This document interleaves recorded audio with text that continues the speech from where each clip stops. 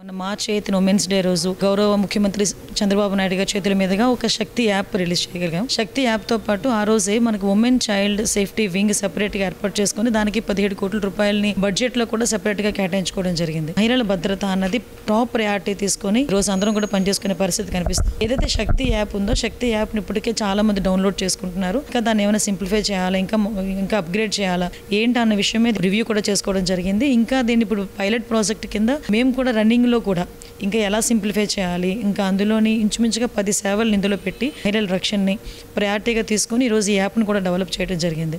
SOSలో hand gesture అంటూ ఉంటుంది. అది కనుక మనం ఆన్ చేసుకొని జస్ట్ 3 సార్లు 3 to 5 times కనుక మనం షేక్ చేస్తే ఆటోమేటిక్గా వాళ్ళ లొకేషన్తో పాటు అక్కడ నియర్ బై పోలీస్ స్టేషన్కి వెళ్ళి 112కి ల్యాండ్ అయ్యే పరిస్థితి కూడా ఉంది. సో ఇలాంటివే కాకుండా ఈవెన్ ఎక్కడైనా ఓపెన్ డ్రింకింగ్ చేయడం కానీ కొంచెం ఇబ్బందికరమైన పరిస్థితులు ఉన్న వాళ్ళు ఎవరైనా ఉంటే కనుక ఒక ఫోటో క్లిక్ చేస్తే ఆ ఫోటోని సబ్మిట్ చేస్తే ఇమీడియట్గా నియర్ బై పోలీస్ స్టేషన్కి వెళ్ళే విధంగా దాన్ని సింప్లిఫై చేయడం. అదేవిధంగా ఎవరికైనా నైట్ షెల్టర్స్ కావాలి, అమ్మ ఇంటికి వెళ్ళలేని పరిస్థితి, అటువంటి టైంలో తను ఒంటరిగా ప్రయాణం చేయలేక ఒంటరిగా ఉండలేని టైంలో ఆ యాప్లో కనుక మాకు తన లొకేషన్ పంపిస్తే నియర్ బై ఉన్న వన్ స్టాప్ సెంటర్ అవనియండి ఏదైనా అక్కడ నియర్ బై ఉన్న ఒక షెల్టర్కి అమ్మాయిని పంపించి తను కేర్ టేక్ చేసుకునే పరిస్థితి కూడా కనిపిస్తుంది.